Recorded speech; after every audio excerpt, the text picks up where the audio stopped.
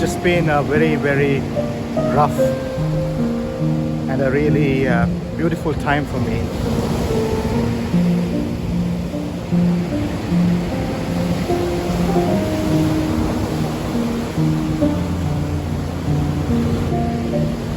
I've been caring for my mom and also planning my spiritual life and trying to live a very simple life.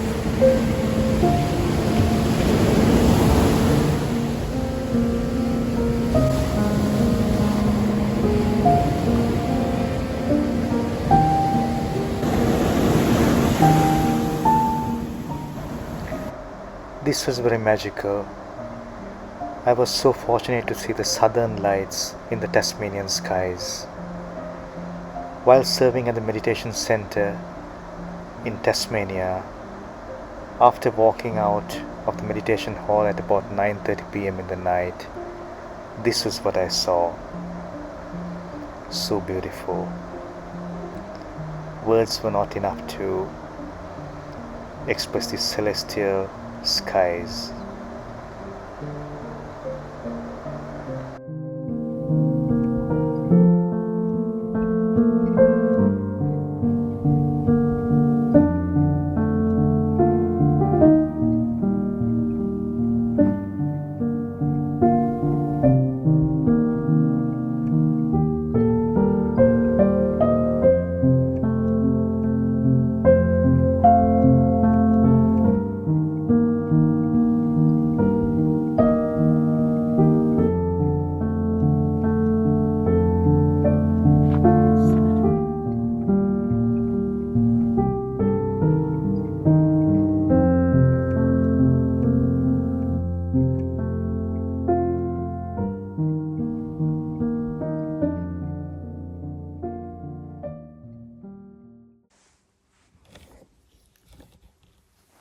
What I like the most so far is the silence. It's just amazing. I've put up my tent and at the bottom of the property because that's the most flattest place I could find. But it also, when I put up the tent, it came at a slightly angled towards my head.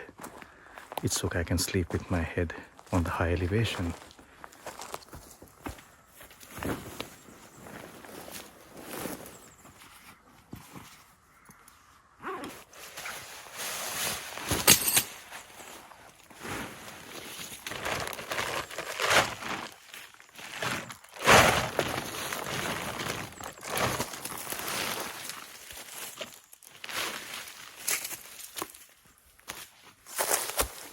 The feel is good. I'm going to camp here tonight and probably I'll decide to buy this property and then put the tent.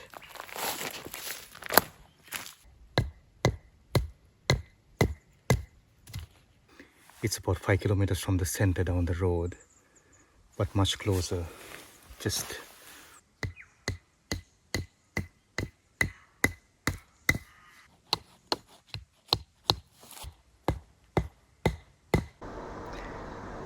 I've always wanted to live a simple meditative life since I discovered the beauty of living in nature and going deeper in my meditation. So I decided to just get a land, and ideally I wanted a land close to a meditation center where I could go and serve and give this amazing volunteer service. And so I was looking at land close to different centers in Queensland, Victoria, etc. And Tasmania was my favorite. And I was so lucky to find this land near the Tasmanian Meditation Center. The center teachers and the old students were so much helpful and so inspirational. So this is the day when I came to just take a look at this land and decide whether this suits me. just silence here, the beauty, and just the close proximity to the meditation center made all the difference. I didn't have to look back. By the time I'm pouring this cup of hot water, I think I've decided that this is going to be my future home. So I'm thinking of putting a small shed here and just parking my camper and living the rest of my life. Also giving my service and traveling and living this amazing, simple meditative life. Cheers.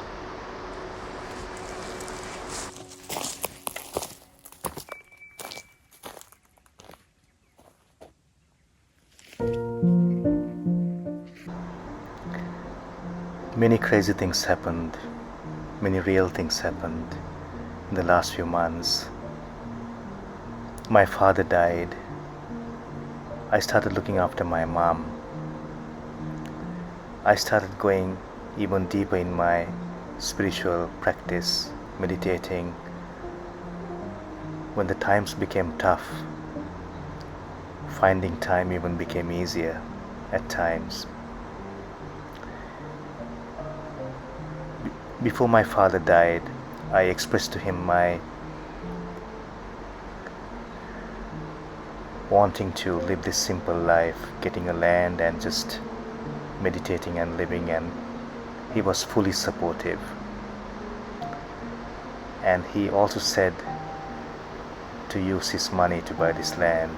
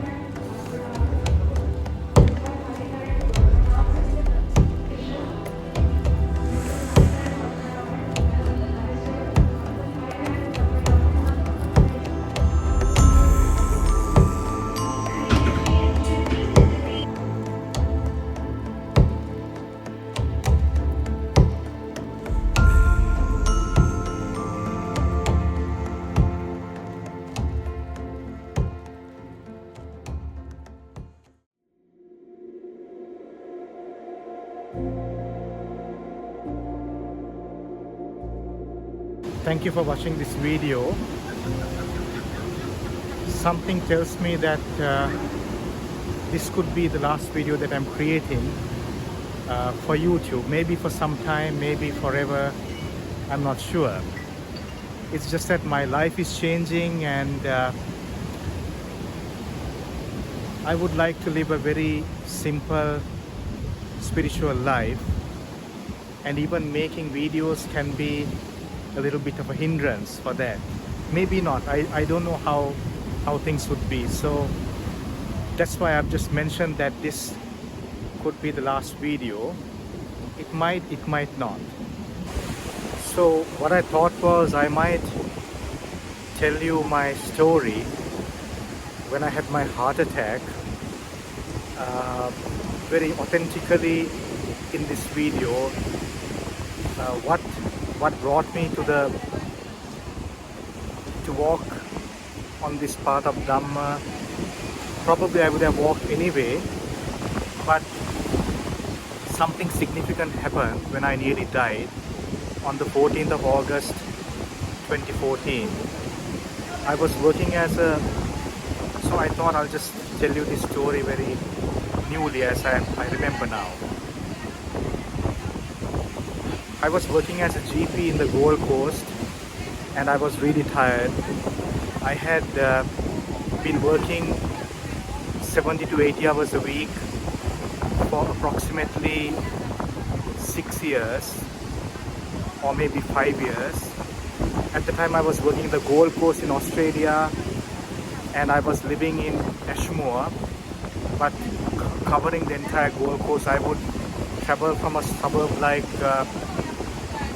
the northern suburbs and go towards the south. So I would travel, see patients, but I loved that because between two patients I was able to just focus on the road and drive and so on.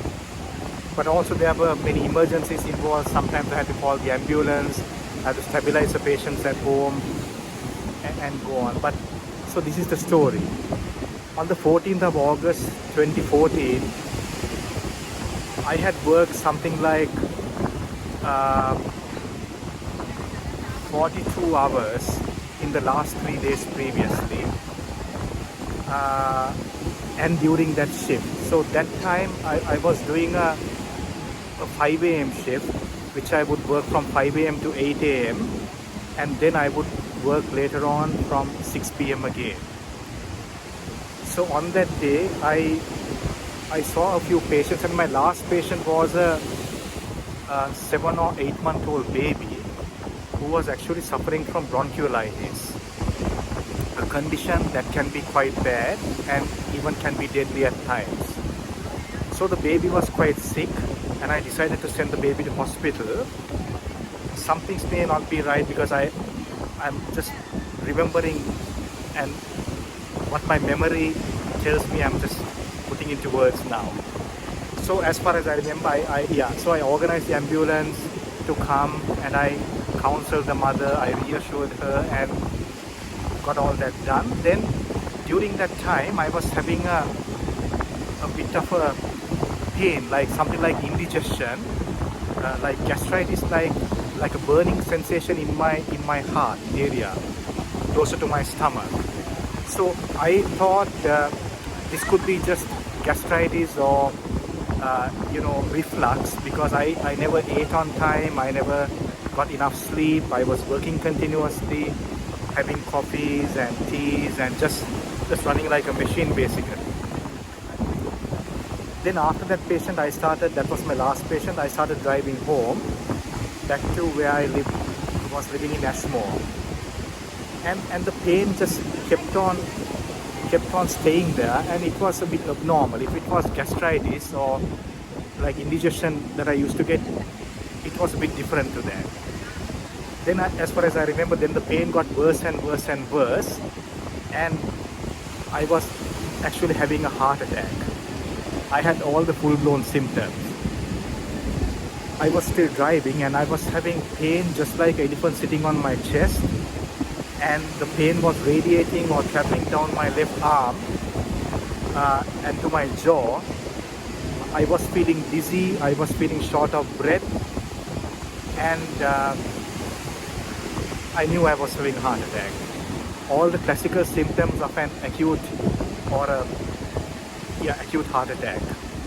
What we call in medical terms an acute infarction. AMI, acute myocardial infarction. So then I had the phone, I think, mounted on my windscreen. I called my wife and I said I'm having a heart attack and I'm coming home. Then I had to decide whether to stop the car and call an ambulance or to keep driving. I was only scared of the people who were on the road. In case if I have a loss of consciousness, then I would kill somebody on the road. But I was also pretty sure that wouldn't happen. So I decided to keep driving. I had about maybe 5-6 kilometers or less than that, I forget. Then I kept on driving and the pain got worse and worse, and I started, because I had done 3 courses of Vipassana by then, Vipassana meditation, I tried to observe the cardiac pain, but I couldn't. I thought if I observe further, I would just lose my consciousness. So I started concentrating back on the driving, and I was, I think, doing something like 70-80 kilometers in a 40 or 60 zone, close to my home, and I just came home. And just before I came home, I came home and on the driveway I kind of pulled the handbrake using my left hand, I don't know why I did that, to stop the car, to bring the car to a complete halt. And by that time, my left arm was also going numb.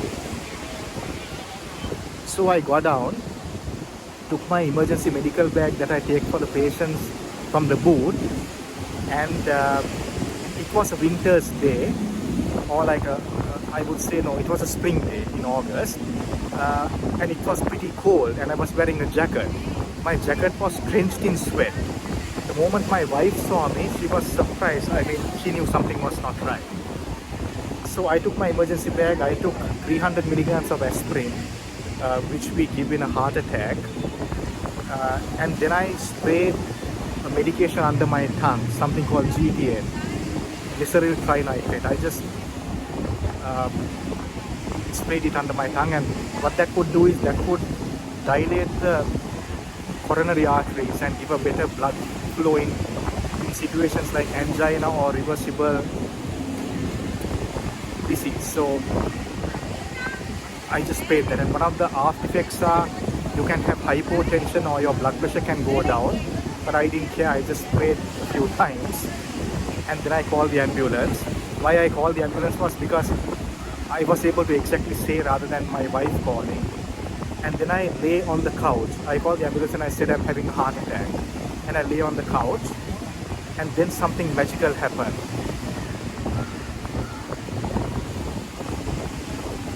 Something really magical happened. What happened was, I was feeling so much at peace. I could feel the cardiac pain just arising and passing, arising and passing, arising and passing. It was as if I was seeing a patient with a heart attack. I knew that I am the patient at the same time, and also I am the doctor. So I was examining a patient who was having a heart attack, but the patient was myself. But it didn't feel like that. It felt as if I was examining a patient, and the patient is having a heart attack. So the pain wasn't my pain, it was just a pain. Everything becomes a problem when it's yours. When I'm seeing a patient who's having pain, it troubles me that the patient is having pain, but it doesn't trouble me that much because I'm not the one who's having the pain. So even in this instance, I am not the one who's having a heart attack, just somebody's having a heart attack.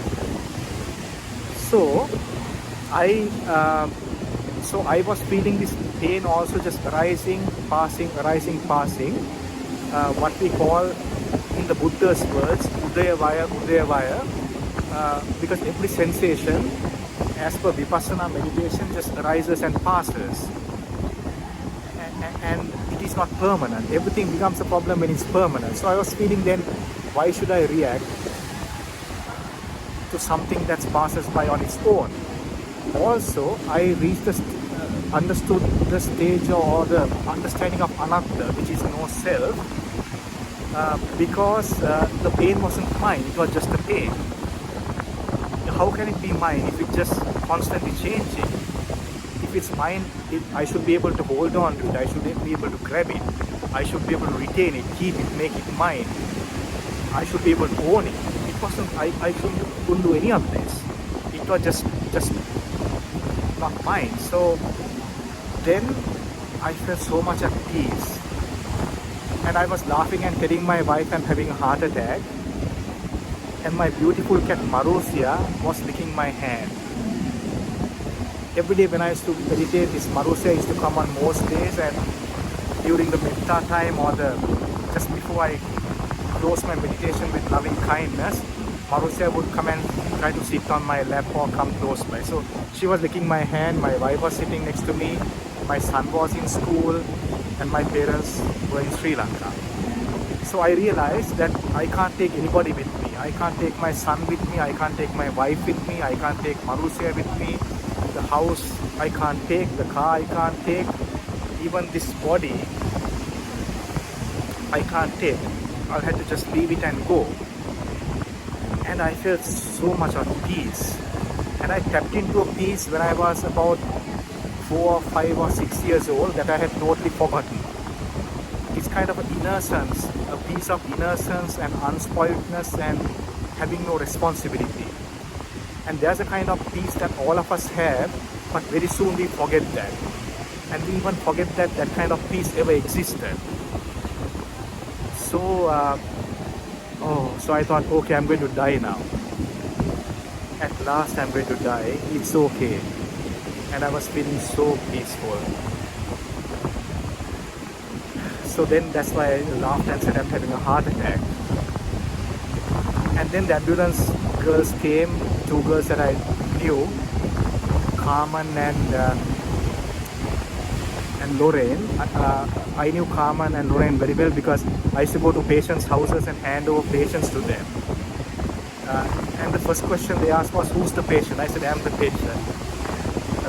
And then, then they confirmed that I'm having a heart attack. They just took an electrocardiogram. And then they took me to the Gold Coast University Hospital where I was treated with a stent. Now, just another information or something that fascinates me. So when I went, actually they found that I had a completely blocked right coronary artery, and it was completely blocked. And after they stented, the pain went away. And thank you to that wonderful professor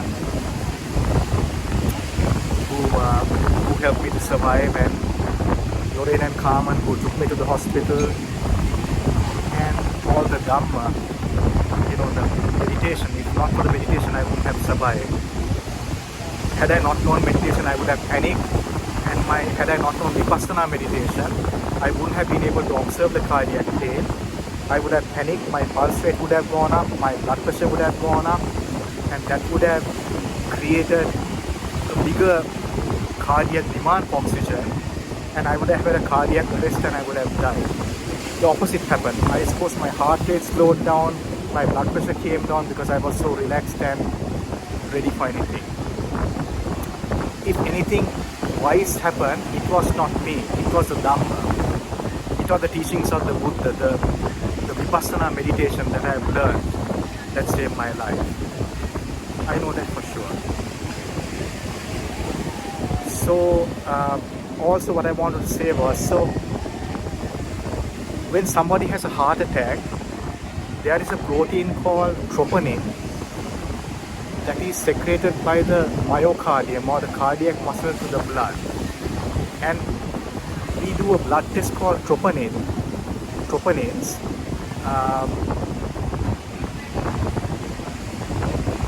to detect whether somebody has had a heart attack or not. Now usually the range of troponin is about less than 0.03, and in my patients I have seen troponins of in the worst patients that I have seen, I think I have seen troponins of something like maybe 10, 15, 18 from memory. I don't exactly remember. So normally it should be less than 0.03. So it could be like something like that. And I couldn't believe what my troponin was. So I think the amount of troponin is equal to or related to the amount of cardiac damage that takes place and the depth of the myocardium which secretes this protein. So in my case, my troponin was 75. I had never seen even in any of my patients. So I don't know how I survived. Anyway, I thought I'll just share this. Thank you for watching, guys, and thank you for subscribing, thank you for supporting, thank you for liking my videos, and this may not be my last video, but I don't know.